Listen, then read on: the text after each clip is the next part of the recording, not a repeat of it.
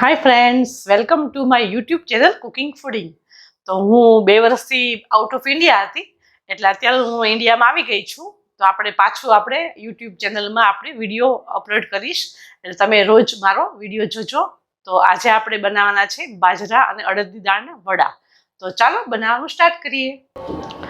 તો આ બાજરો અને અડદની દાળના વડા બનાવવાના છે. તો છે ને બાજરો મેં 1 વાટકો લીધો છે અને અડધો વાટકો અડદની દાળ લીધી છે. એટલે એકદમ સરસ ઘરની ઘંટીમાં જ મેં ઝીણો કરકરો દળી લીધો છે. અને એ વડા બહુ મસ્ત ટેસ્ટ સરસ થાય છે. તો ચાલો બનાવવાનું સ્ટાર્ટ કરીએ. તો આ 1 બાઉલ મેં લોટ લીધો છે.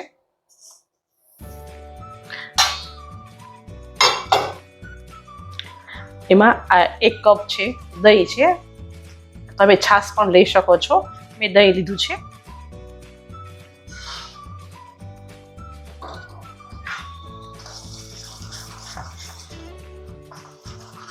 ફ્રેન્ડ્સ, અમારા ઘરે વડા બહુ થાય છે, નિવેદમાં પણ થાય છે, અને અમે શિયાળામાં પણ બાજરા અને અડદના લોટના વડા બનાવીએ છીએ, બધું વેજીટેબલ નાખીને. એકદમ ક્રિસ્પી અને સરસ ટેસ્ટ પણ થાય છે. એમાં મેથી નાખી શકો છો, બધા વેજીટેબલ્સ તમે એકદમ ચોપ કરીને નાખી શકો છો. હવે આમાં છે ને ગરમ પાણી એડ કરવાનું છે, કેમ કે આપણે ગરમ પાણી એડ કરવાથી આ એકદમ આથો આવી જશે અને એકદમ ટેસ્ટ પણ સરસ આવશે. તો 1 કપ આપણે ગરમ પાણી એડ કરવાનું છે. આ બધું મિક્સ કરી લેશું. આમ તો તમે 2-3 કલાક પલાળી શકો છો, પણ જો વધારે તમારે એકદમ ખાટા ને સરસ જોતા હોય તો તમે ઓવરનાઇટ પણ પલાળી શકો છો.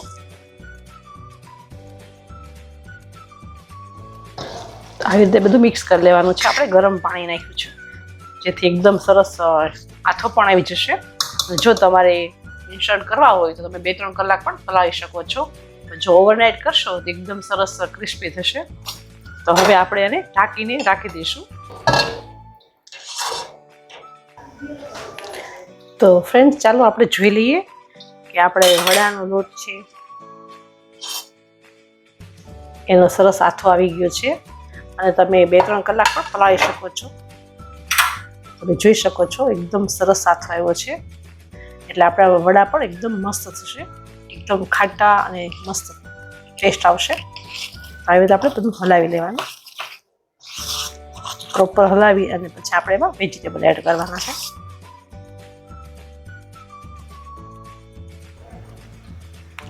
આપણા વેજીટેબલ છે, આ ચોપ કરેલા ગાજર છે, આ ખમણેલું કોબી છે, આ ચોપ કરેલી ડુંગળી છે અને કેપ્સિકમ છે, એ આપણે એડ કરી દઈએ.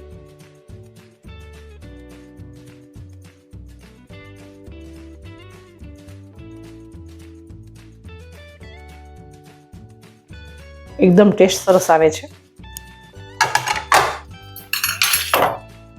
મકાઈ છે એને પણ મેં ખમણી લીધી છે, એનો પણ ટેસ્ટ, મકાઈનો ટેસ્ટ પણ સરસ આવે છે. આ આદુ અને મરચાં અને લસણની પેસ્ટ છે, એ પણ આપણે 1 ચમચી એડ કરશું.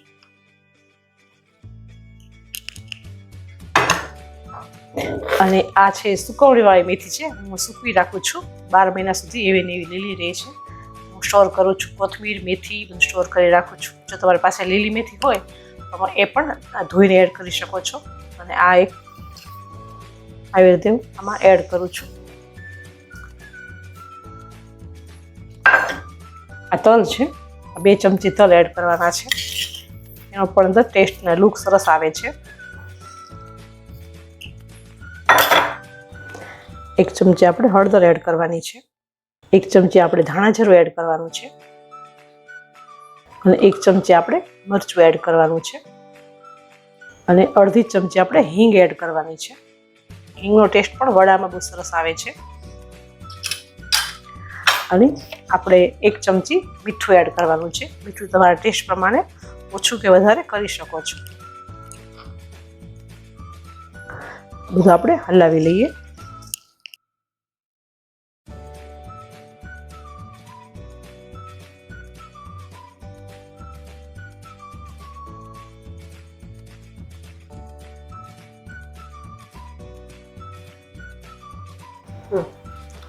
આ બધું મિક્સ થઈ ગયું છે. આ ખટાશ છે એટલે જો તમે ગોળ નાખો તો ગોળ એડ કરી શકો છો. નહીંતર 1 ચમચી મેં ખાંડ એડ કરી છે. જો તમને ગોળ ફાવતો હોય તો ગોળ પણ એડ કરી શકો છો. ખટાશ છે એટલે બેલેન્સ કરે એ માટે મેં 1 ચમચી ખાંડ એડ કરી છે. આ પ્રોપર બધું હલાવાઈ ગયું છે. તો હવે આપણે ગરમ તેલ થઈ જાય એટલે આપણે આમાં 1 ચમચી ગરમ તેલ એડ કરવાનું છે.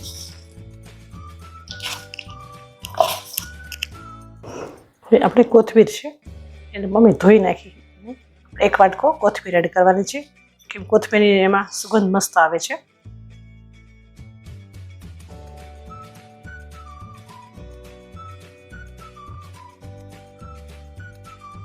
તો હવે આપણે આ તેલ ગરમ થઈ ગયું છે. 1 ચમચી આપણે 1 ચમચી ગરમ તેલ એડ કરશું.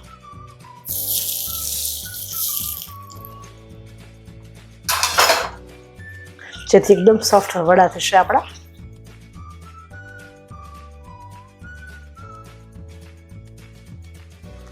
હવે આપણે પહેલાં કાચા પાકા ભજીયા ઉતાર લેવાના છે.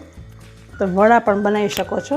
તો વડા તો બધા બનાવતા જ હોય પણ આપણે એકદમ ક્રિસ્પી કરવા માટે આવી રીતે આપણે વડા ઉતાર લેવાના છે.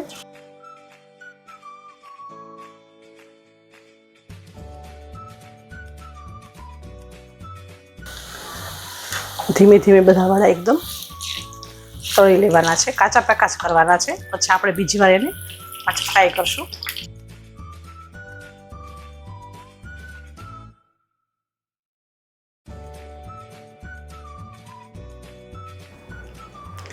આ બધા આપણા ભજીયા તળાઈ ગયા છે. હવે આપણે એના વડા કરવાના છે.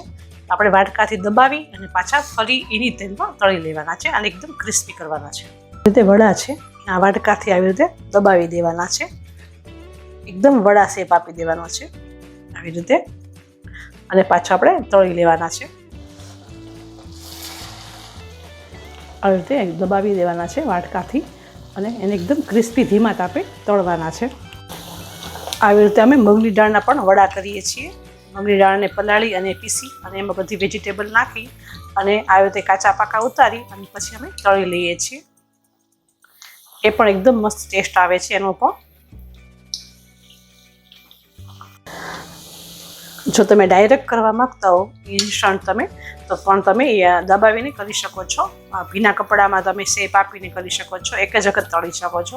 પણ આ મેં રાત્રે આથેલું એટલે એકદમ ક્રિસ્પી કરવા માટે મેં આવી રીતે ડબલ વાર તળ્યા છે. તમારા તેલની વડામાં ભરાય એકદમ સોફ્ટ થશે. તો તૈયાર છે આપણા બાજરા અને અડદની દાળના વડા. એકદમ ક્રિસ્પી અને એકદમ ટેસ્ટફુલ બને છે અને એકદમ અંદર પણ એકદમ સરસ બફાઈ ગયા છે. જોઈ શકો છો. અને ચટણી સાથે તમે ખાઈ શકો છો અને ચા સાથે પણ તમે ખાઈ શકો છો. ચા સાથે પણ બહુ સરસ આવે છે. તો ફ્રેન્ડ્સ તમે આજે મારી અડદની દાળ અને બાજરાના વડા તમે જોયા તો એકદમ ટેસ્ટી બન્યા છે. તમે પણ ઘરે બનાવજો અને જો તમને મારો વિડીયો ગમ્યો હોય તો લાઈક કરજો, શેર કરજો અને સબસ્ક્રાઈબ કરજો અને કોમેન્ટ પણ કરજો કે તમને વડા કેવા લાગ્યા. તમે ઘરે પણ બનાવજો અને મને પ્રોત્સાહન કરજો જેથી હું તમને નવા વાનગી અને વેરાયટી આપતી રહું. તો થેન્ક યુ.